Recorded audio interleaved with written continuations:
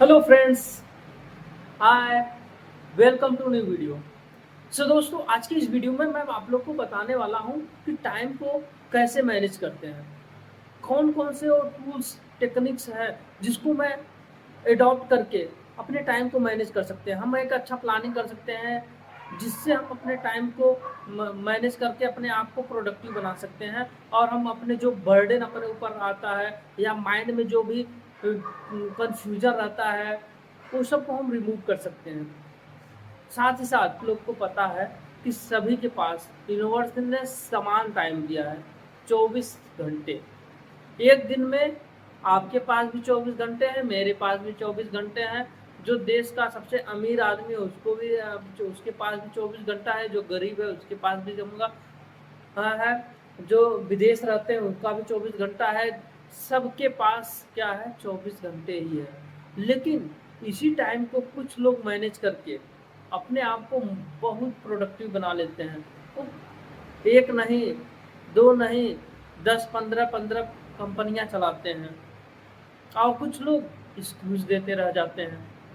तो उसी चीज़ को हम सीखने के लिए 4 5 आपको रूल्स बताऊंगा, जिसको आप एडॉप्ट करके, लर्न करके, अपने लाइफ में इम्प्लीमेंट करके उस टाइम को मैनेज कर सकते हैं। ठीक है, तो चलते हैं हम वीडियो को और आगे बढ़ाते हैं। और आप दोस्तों, ओके, आप देख सकते हैं हमने कुछ पॉइंट नोट डाउन किया है जिससे आप समझ सकते हैं कि हम कैसे टाइम को मैनेज करने का कुछ मेथड राइट डाउन किया हूँ। आपको मैं इसको एक्सप्लेन करूँगा कि कैसे हम टाइम को मैनेज कर सकते हैं। जैसा कि हमने राइट डाउन किया है कि आप देखिए कि सभी के पास 24 आवर्स होते हैं। ठीक है, सभी के पास 24 आवर्स है। सब अगर हम उसको मिनट में कन्वर्ट करते हैं तो हमारे पास टाइम बस होता है 1440 मिनट्स पर डे। अगर हम सेकंड में कन्वर्ट करते हैं तो क्या आता है, 86,400 सेकंड। अगर हमारे पास ये हमारा क्या है, 86,401 हमारे पास टाइम एसेट्स है। जैसे अगर हमको मान लीजिए कि आपके पास कितना है, 86,000 रुपये, 86,400 रुपये आपको दिया जाए, तो आप कैसे उस पैसे को कैसे आप इन्वेस्ट करते हैं, और आपको डेली ये 486 रुपये दिया जाए, तो क्या क्या आप किस तरीके से, क्या सिर्फ फालतू कामों में उसको इन्वेस्ट करेंगे, या आप कुछ उसको अच्छे चीज़ों में करेंगे, कहीं इन्वेस्ट करेंगे। आपके ऊपर डिपेंड करता है कि क्या आप उसको कहाँ उस पैसे का यूज करते हैं। तो अगर आप अच्छी चीज़ों को करेंगे तो आपको बेनिफिट मिलेगा। अगर गलत जगह यूज करेंगे तो आपका उसका रिजल्ट गलत मिलेगा। तो हम इसी चीज़ को आपको बताना चाहता हूँ कि जो मनी होता है, मनी को तो हम एक बार अगर हमसे लॉस हो जाता है तो हम उसको क्या कर सकते हैं, दोबारा अर्न कर सकते हैं। लेकिन अगर हमारा टाइम चला जाता है तो हम उसको दोबारा अर्न नहीं कर सकते हैं। हम अर्न कर सकते हैं बट लेकिन उस टाइम को दोबारा रिटर्न नहीं कर सकते हैं। सो तो टाइम इज़ मनी, ये तो बोला गया था time is money, but time is more precious than money. Time बहुत इम्पॉर्टेंट है मनी से। जैसा कि मैंने बता चुका कि मनी को हम दोबारा रिटर्न ला सकते हैं लेकिन टाइम को नहीं ला सकते हैं। तो उसके कुछ टाइम को मैनेज, जब इतनी इम्पॉर्टेंट है तो टाइम को कैसे मैनेज करेंगे, उसके कुछ तरीके को मैं आपको बताने वाला हूँ। जैसे कि हम अपने टाइम को ऑडिट करते हैं। जैसे हम सुबह उठते हैं, हमको पता नहीं रहता हमको क्या करना है, हम कंफ्यूज रहते हैं क्या करें। तो उस चीज़ को पहले आपको टाइम को ऑडिट करना है। आप जो पहले आप नोट्स लीजिए, नोटबुक लीजिए, कॉपी लीजिए, आप उसको चेक करिए। क्या चेक करना है आपको, आप दिन भर में क्या करते हैं, सुबह क्या करते हैं, वॉकिंग करते हैं, बुक पढ़ते हैं, जो भी जितने भी टास्क आप करते हैं, इंस्टाग्राम चलाते हैं, कितनी देर तक चलाते हैं, मूवी देखते हैं, फ्रेंड से बात करते हैं, जॉब करते हैं, सोए रहते हैं, सब कुछ टाइम टाइम ऑडिट करो। आपका टाइम जो 86,400 है सेकेंड, आप वो कहाँ कहाँ इन्वेस्ट करते हैं, सब कुछ को ऑडिट करो। फिर उसके बाद आपको चेक, जब पता चलेगा तब आप उसको पता करेंगे कि कौन सा हमारे लिए इम्पोर्टेंट टास्क है, कौन सा नहीं इम्पोर्टेंट टास्क है। उसको क्या करना है, आइडेंटिफाई होगा। इससे आप क्लियर होगा कि हाँ, आपको ये पता चलेगा अच्छा कहाँ मैं टाइम वेस्ट कर रहा हूँ, कहाँ पे हमारा सही जगह टाइम जा रहा है। तो टाइम ऑडिट करने का ये बेनिफिट होता है। आप फिर उस टाइम को जो आप इम्पोर्टेंट नहीं है उसको इरेज करिए, हटाइए, डिलीट करिए अपने लाइफ से, और या तो कम करिए फिर और अच्छे काम को इंक्लूड करिए। तो टाइम को ऑडिट करना बहुत ही इम्पोर्टेंट है। ठीक है। दूसरा तरीका है कि आपको अपना आइडल शेड्यूल करिए। मतलब आप शेड्यूल करिए कि पहले मुझे शेड्यूल कौन सा काम जो प्रोडक्टिव अपने इम्पॉर्टेंट टास्क को पहले लिखिए।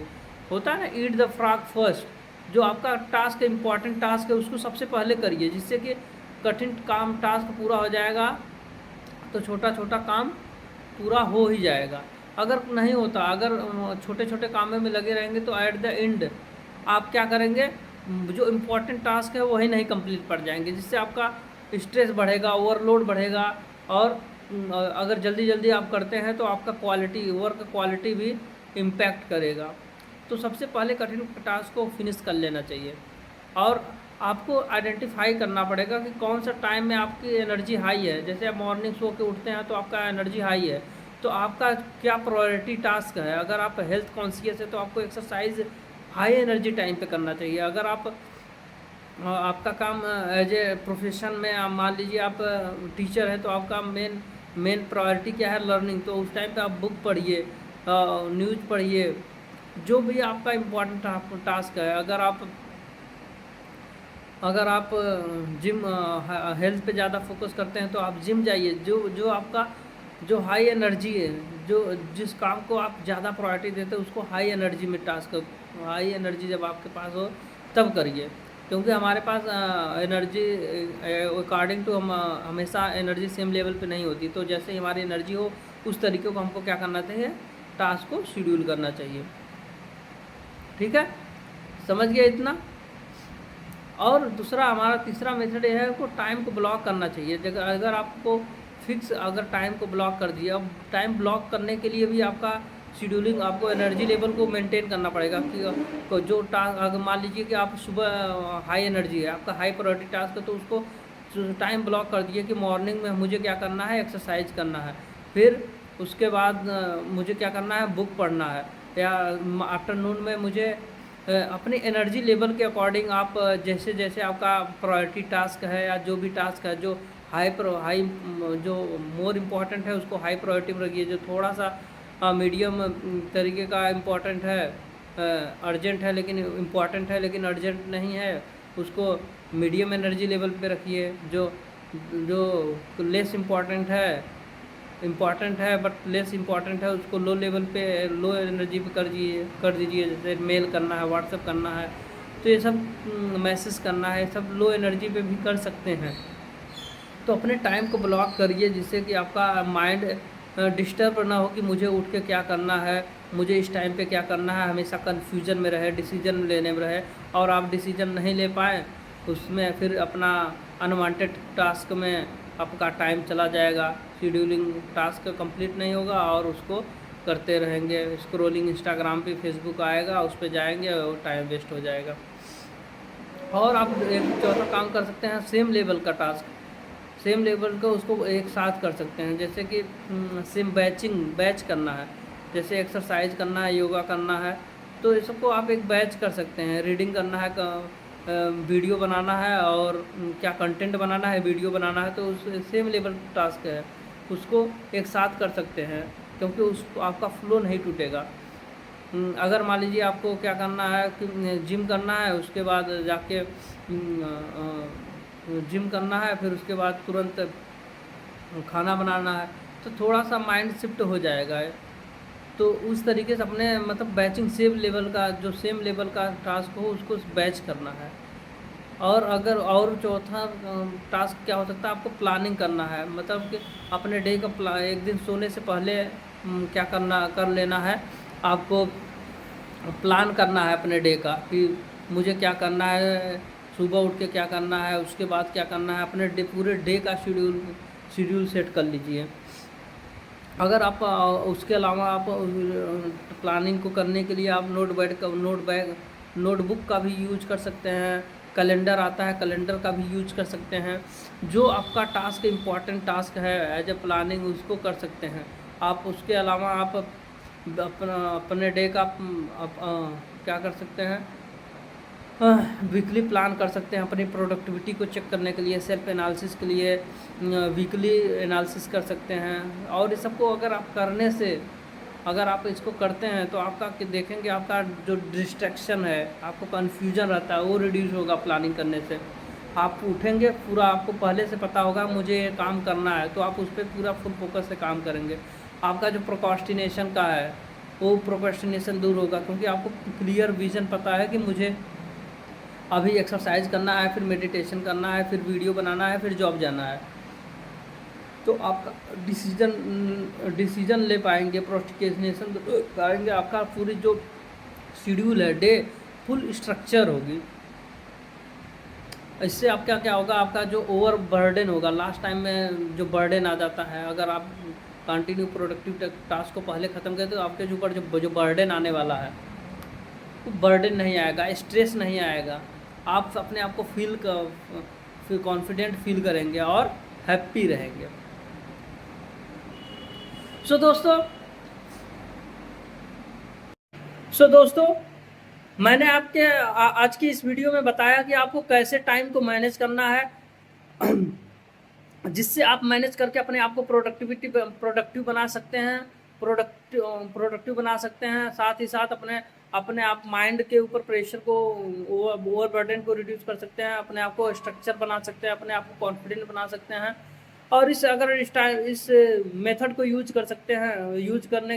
करते हैं तो आप डेफिनेटली आप एक प्रोडक्टिव पर्सन बनेंगे। तो क्विक समरी के रूप में मैं आपको बताना चाहता हूं कि हमने आज के डे में क्या सीखा, कि हमने पहले सीखा कि टाइम की इम्पोर्टेंस क्या है। हमारे पास सबके पास सेम टाइम है, सबके पास 86,400 सेकेंड है, उसी टाइम को हमको मैनेज करना है।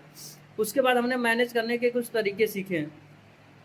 तरीके क्या क्या क्या क्या हमने सीखा कि हमको क्या करना है, अपने प्लान करना है, अपने प्लानिंग करना है, शेड्यूलिंग करना है। साथ ही साथ हमको अपने टाइम को ऑडिट करना है, टाइम को ब्लॉकिंग करना है, और हमको बैचिंग करना है, अपने सेम लेवल टास्क को बैचिंग करना है। अगर इन सब मेथड को हम यूज करते हैं, अगर इन सब सारे टेक्निक को, मेथड को अपने टाइम मैनेजमेंट को में यूज करने, अपने डेली लाइफ में टाइम मैनेजमेंट को मैनेज करने के लिए यूज करते हैं, तो डेफिनेटली आप अपने टाइम को मैनेज कर पाएंगे, अपने आप को प्रोडक्टिव भी बना पाएंगे, अपने आप को एनर्जेटिक फील करा पाएंगे, अपने लाइफ को हैप्पी बना पाएंगे, और अपने हेल्थ और वेल्थ पे फोकस कर पाएंगे, और सारे इम्पोर्टेंस और हाई प्रायोरिटी टास्क पर फोकस कर पाएंगे। सो आपको कैसी वीडियो लगी आप ज़रूर बताइएगा।